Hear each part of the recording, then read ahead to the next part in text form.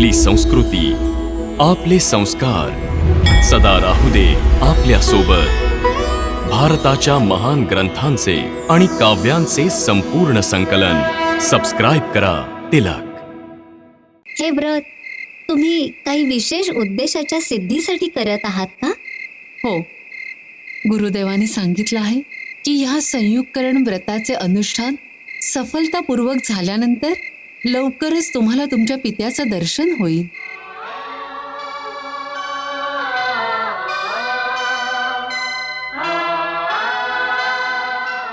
आमचे पिताश्री, त्यांचं दर्शन आम्हाला होईल? हो, तुम्ही आज जे केलं ते तुम्हाला करायला नको होत। याचं तर प्रायश्चित्त सुद्धा कठीण आहे। तुम्ही स्वतः श्रीरामांना युद्धासाठी आव्हान दिलं। माझी मुलं आपल्या पित्याचे चरण स्पर्श करण्याऐवजी त्यांना युद्धासाठी आव्हान देतील। माझ्यासाठी यापेक्षा लज्जेची गोष्ट काय असू शकते?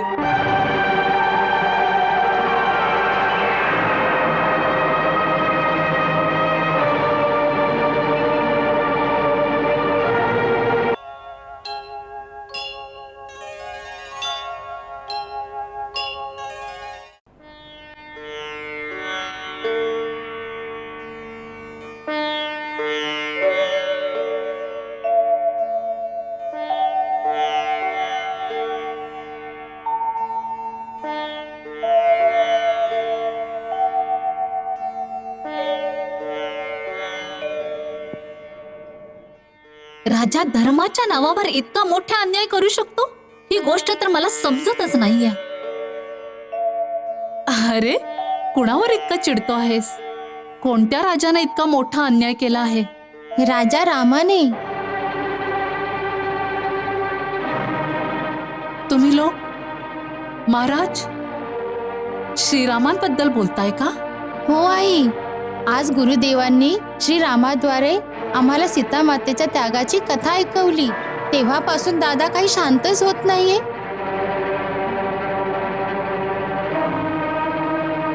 खुश बाळा, श्रीराम आपले राजा आहेत, त्यांच्यावर रागवणं कदापि उचित नाहीये।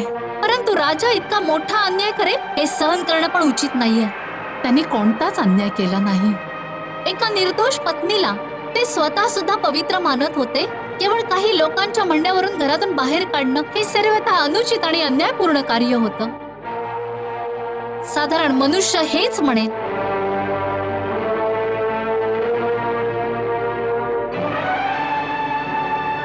हो, साधारण मनुष्याचा हाच निर्णय असू शकतो। परंतु श्रीराम साधारण मानव नाही आहे। त्यांना या अवतारामध्ये मर्यादा पुरुषोत्तमाची अधिक कठीण परीक्षा निभवायची आहे।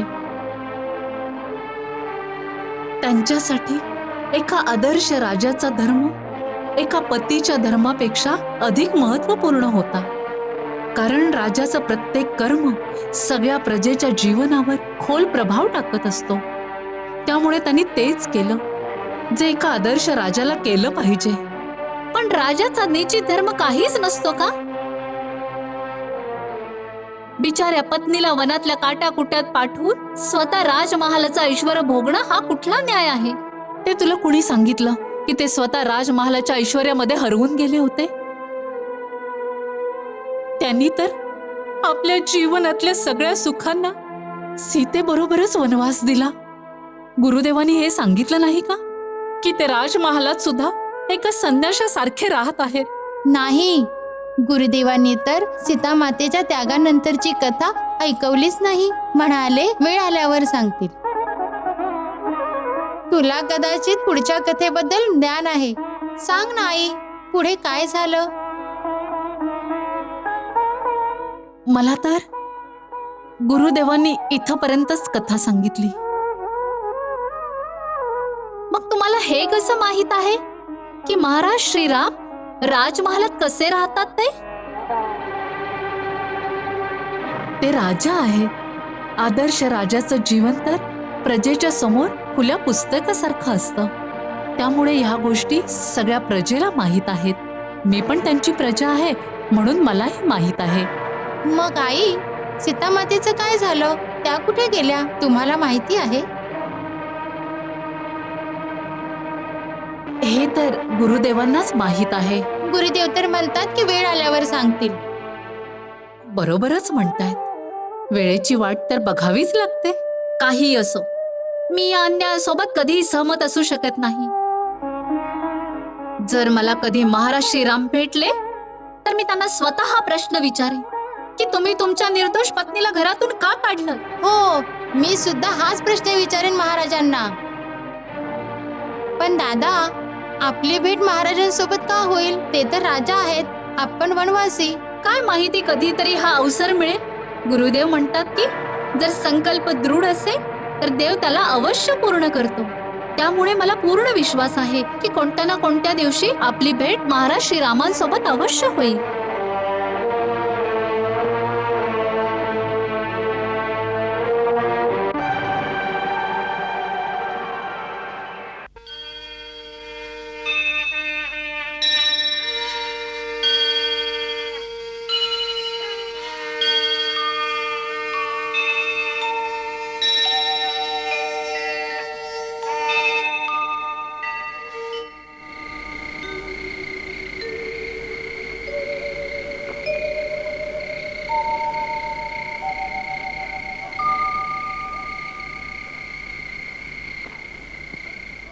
कल्याण हो.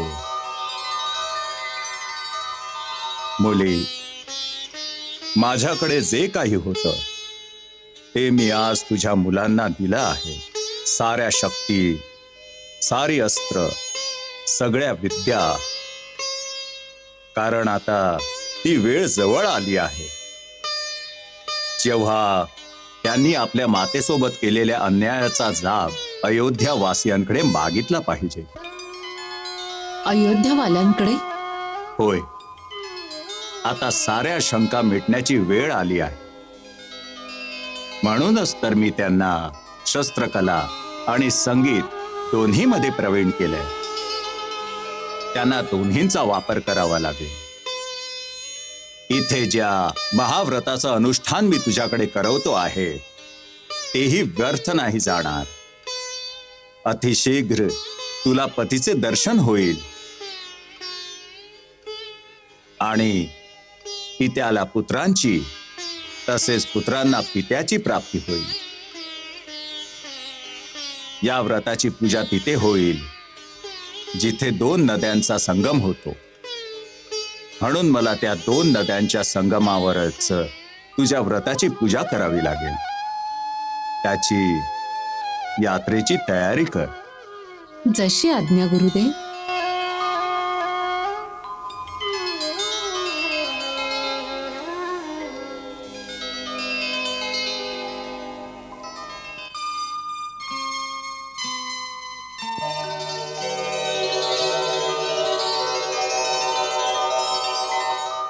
माताजी, माताजी.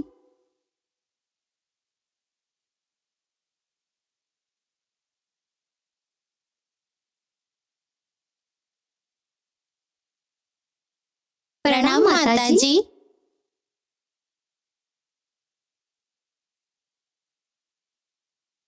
काय झालं आहे? माताजी, आज आम्हाला गुरुदेवांनी अशी काही अस्त्र प्रदान केली की जगातला कोणी आता आमच्याशी टक्कर घेऊ शकणार नाही. असं? माताजी, आमची विद्या सफल हो आणि युद्धात आमच्यासाठी विजयकारक सिद्ध हो असा आशीर्वाद द्या आम्हाला.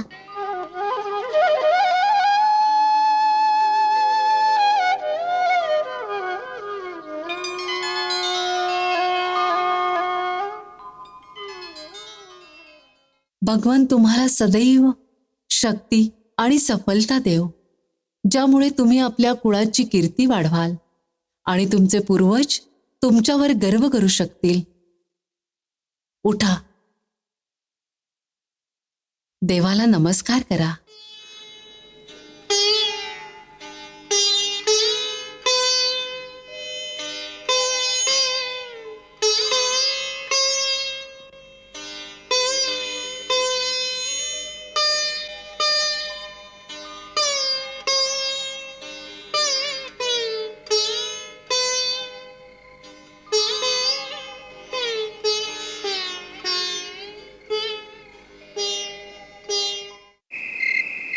माताजी, गुरुदेवांनी सांगितलंय की ते तुला बरोबर घेऊन 2 नद्यांच्या संगमावर एक महापूजा करणार आहेत.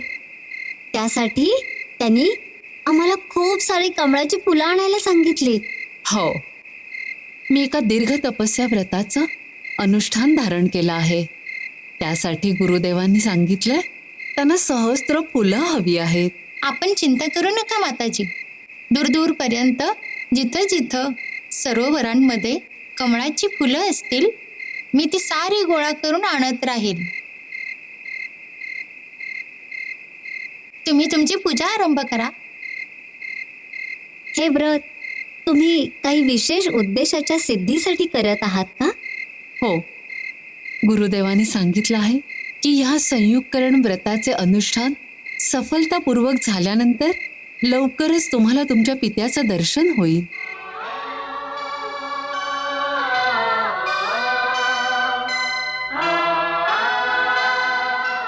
आमचे पिताश्री, त्यांचं दर्शन आम्हाला होईल. हो, माताजी, आज प्रथमच तुम्ही तुमच्या तोंडून आमच्या पिताश्रींबद्दल बोलला आहात. ही गोष्ट आम्ही कितीतरी वेळा विचारू इच्छित होतो, पण नाही विचारलं. मी किती वेळा हटून बसलो होतो की तुम्हाला हा प्रश्न अवश्य विचारेन, परंतु कुशदादा असं सांगून थांबवत होता की माताजी स्वतःची गोष्ट बोलण्यास संकोच करतात. नक्कीच ती गोष्ट दुःखद असेल. दुसरी मुलं जेव्हा आम्हाला आमच्या वडिलांबद्दल विचारत असत की ते कोण आहेत, कुठं आहेत, तेव्हा आम्ही त्यांना काहीच उत्तर देऊ शकत नसू.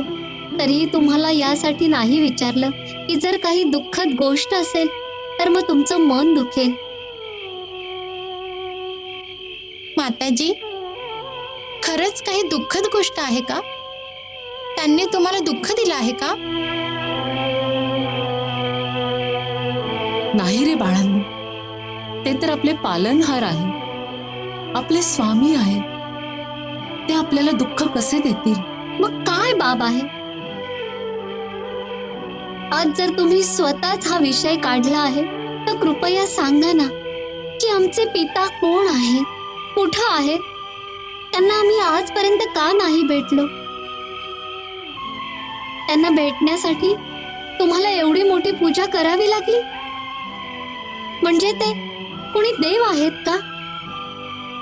स्त्रीसाठी तिचा पती तर नेहमी देवांचाही देव असतो.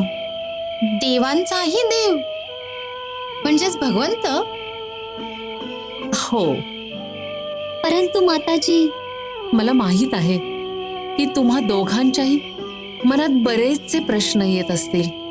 त्या समस्त प्रश्नांचं समाधान फक्त गुरुदेवच करतील. ते म्हणतात लवकरच तुम्हाला या साऱ्या गोष्टींचं उत्तर मिळून जाईल. सध्या तर मला इतक्या सहस्त्र फुलांना गोळ्या करण्याचाच प्रश्न पडलाय. त्याची चिंता तुम्ही नका करू. त्याची जबाबदारी मी घेतो. माझ्या पूजेत एकाही दिवशी विघ्न नाही आलं पाहिजे. माताजी, दररोज सूर्य उगवो वा न उगवो, परंतु तुम्हाला तुमची कमळाची फुलं दररोज निश्चितच मिळत राहतील. हे तुमचा पुत्र कुशचं वचन आहे.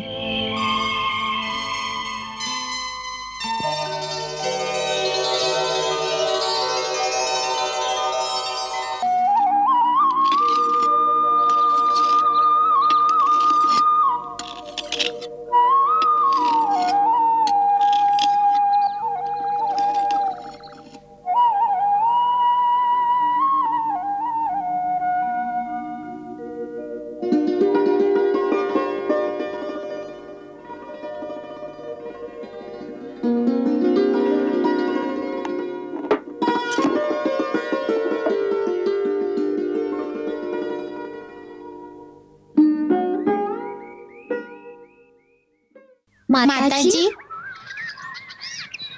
तुमच्या या व्रताचं अनुष्ठान किती वेळात पूर्ण होईल? तपस्या काही वेळेच्या बंधनात बांधून नाही केली जात. भक्ताला कसं माहीत पडेल की देव किती लवकर किंवा किती उशिरा त्याला प्रसन्न होऊन त्याला दर्शन देईल? भक्ताचा धर्म आहे भक्ती करत राहणं आणि देवांचं काम आहे आपल्या भक्तांची लाज राखणं. गुरुदेव म्हणत होते की देव आपल्या भक्ताची परीक्षाही घेतात. नक्कीच घेतात. भक्त खरा असेल तर मग परीक्षेची कसली भीती? वाटेल तितकी परीक्षा घेऊ देत. तुमची पण परीक्षा घेणार आहे? शक्य आहे. माताजी, तुमची पूजा सुरू कधी होईल? ते तर गुरुदेवांनाच माहीत. ते तर म्हणत होते की ते एका शुभ मुहूर्ताची प्रतीक्षा करतायत. माताजी, आम्ही खूप सारी कमळांची सरोवरे पाहून ठेवली आहेत. तुम्ही पूजा सुरू करा, आम्ही कमळ आणून देऊ. ठीक आहे. तुमची माता दीर्घ काळापासून ज्या व्रताचे अनुष्ठान करत आहे त्याच्या समापन पूजेसाठी आम्हाला स्वतः संगमावर जावे लागेल. आमच्या अनुपस्थितीत आचार्य देवगिरी आश्रमाची व्यवस्था सांभाळतील.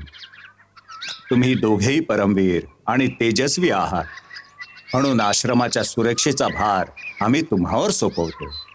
तुम्ही निश्चिंत राहा गुरुदेव. आम्ही असताना आश्रम पूर्णपणे सुरक्षित राहील. आम्हाला याचा संपूर्ण विश्वास आहे की आमचे शिष्य जगातील मोठ्यातील मोठ्या शक्तींना ना घाबरतील ना त्यांच्यासमोर हार मानतील. हे लक्षात ठेवा की आम्ही सदैव तुमच्या सोबत आहोत. गुरुदेव, शिष्य तर नेहमीच आपल्या गुरूंच्या भरवशावरच लढत असतात. मग आम्ही आमच्या गुरूंना कसे विसरू शकतो? भगवंत तुम्हाला सदैव यशस्वी करो. कल्याणमवस्तु. मुली ऐकलंस का तू? लवकुशने अयोध्येच्या सगळ्या सेनेला पराजित केलं. काय? अयोध्येच्या सगळ्या सेनेला पराजित केलं. अयोध्येच्या सेनेला? केवळ सेनेलाच नाही, परमपूज्य सगळ्या योद्ध्यांना सुद्धा पराजित केलं. आई, भरत, सुग्रीव, लक्ष्मण, शत्रुघ्न सगळ्यांना दादाने पराजित केलं. भरत, लक्ष्मण या सगळ्यांसोबत तू युद्ध केलंस का? कसं? सोड ना या गोष्टीला. एक छोटीशी लढाई होती, समाप्त झाली. बघ ना, आम्ही तुझ्यासाठी किती कमळाची फुलं आणली आहेत, तुझ्या पूजेसाठी. हे अनुष्ठान तुम्ही लवकर लवकर पूर्ण करा, ज्यामुळे लवकरच आम्हाला आमच्या पित्याचे दर्शन होईल. कुश, माझं बोलणं टाळू नकोस. मला हे सांगा की तुम्ही भरत, लक्ष्मण, शत्रुघ्न सोबत युद्ध का केलं? का केलं? आई, मी अश्वमेघ यज्ञाच्या घोड्याला आश्रमाच्या जवळ फिरताना बघितलं. त्याच्या माथ्यावर सुवर्ण अक्षरांनी आव्हान लिहिलं होतं की जोही ह्या घोड्याला नतमस्तक होईल त्याला महाराज राम यांची शरण मिळेल, आणि जो त्याला पकडेल त्याला त्यांनी युद्धासाठी आव्हान दिलं होतं. म्हणूनच युद्धाचं आव्हान स्वीकारणं आपलं क्षत्रिय धर्म समजून मी त्याला पकडलं. मग काय, त्यांची सेना, त्यांचे सेनापती एक एक करून सगळेचे सगळे धारातीर्थी पडले. मग शत्रुघ्न आले, त्यांनाही मी बेशुद्ध करून रणांगणावर झोपून टाकलं. मग लक्ष्मण आले, त्यांच्याशी युद्ध झालं. काय मोघम सांगतोयस कुश दादा? आई, युद्ध नाही झालं तर घनघोर युद्ध झालं आणि आम्ही त्यांना बेशुद्ध केलं. मग भरत आले आणि त्यांच्या बरोबर महाराज सुग्रीव आणि महाबली हनुमान पण आले. मग हनुमान तर खूप मोठे वीर म्हणून घेतात, पण दादाची वीरता बघून ते असे चक्रावून गेले आणि आमच्या पाशात असे अडकले जसा गाईचा छोटासा बछडा बांधला जातो.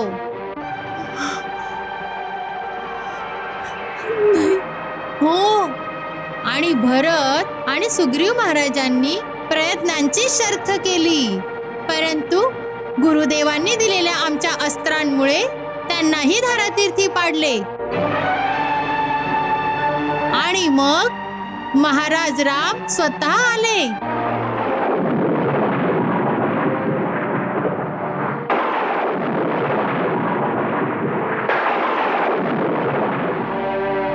काय महाराज राम स्वतः तिथे आले आणि तुम्ही त्यांच्यावर धनुष्य चालवलं?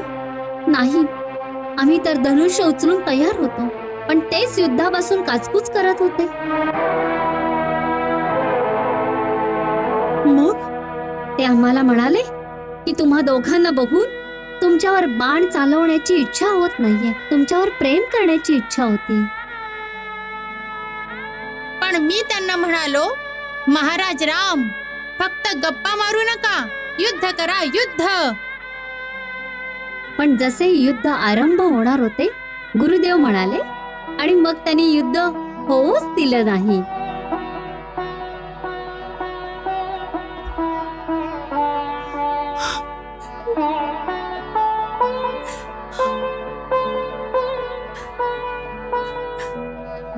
देवाचे कोटी कोटी धन्यवाद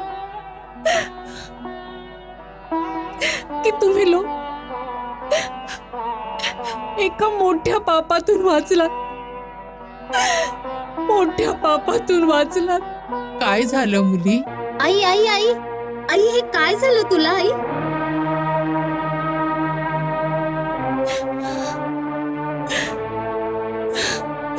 तुम्ही आज जे केलं ते तुम्हाला करायला नको होत. याचं तर प्रायश्चित्त सुद्धा कठीण आहे. हनुमानाला तुम्ही बछड्यासारखं बांधून टाकलं. हनुमान तर माझा पहिला पुत्र आहे, तुमच्याहून पण मोठा.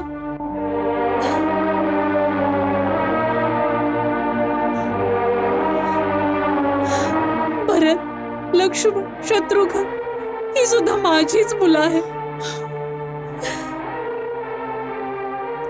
तुम्ही त्यांच्यावर प्रहार कराल तर माझी काय अवस्था होईल?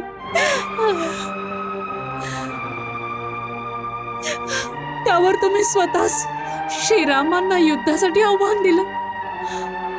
माझी मुलं आपल्या पित्याचे चरण स्पर्श करण्याऐवजी त्यांना युद्धासाठी आव्हान देतील. माझ्यासाठी यापेक्षा लज्जेची गोष्ट काय असू शकते?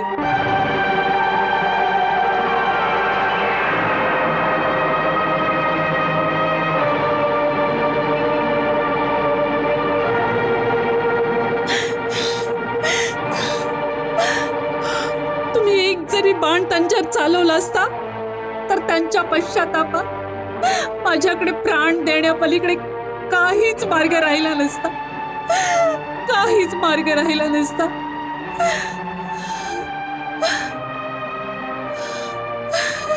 हे काय केलं तुम्ही? काय केलं तुम्ही?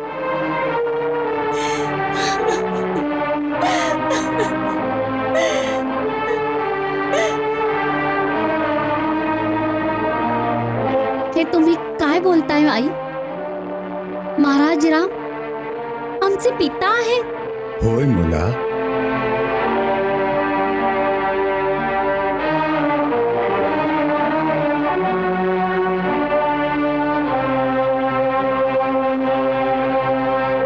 देवी सीता सत्य सांगते. महाराज रामच तुमचे पिता आहेत.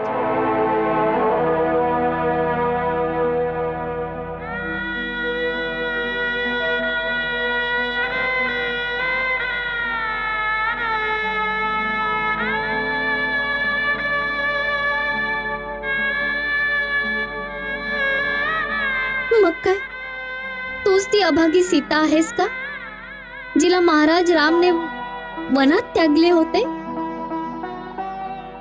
तिचे पती श्रीराम आहे, तिला अभागी नाही म्हणत. माझ्यापेक्षा अधिक भाग्यवान कोण असेल की मी त्यांची पत्नी आहे, की ज्यांची तिन्ही लोकात पूजा होते. मग ही गोष्ट तू आजपर्यंत आमच्यापासून का लपवलीस?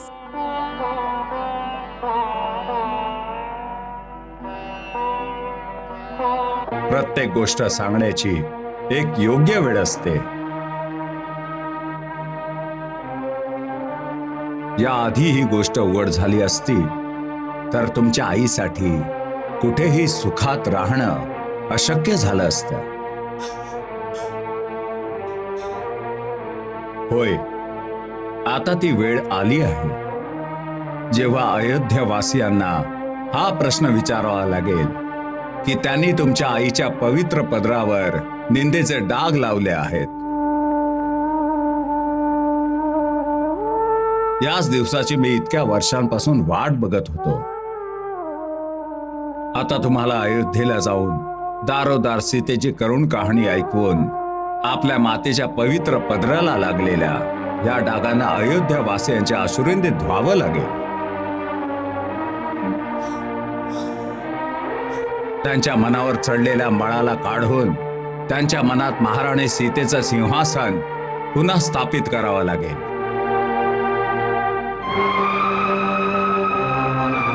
प्रजेचं मत बदलून त्यांना आपल्या मातेसमोर नतमस्तक करावं लागेल, ज्यामुळे त्यांच्या पापाचं प्रायश्चित्त होईल.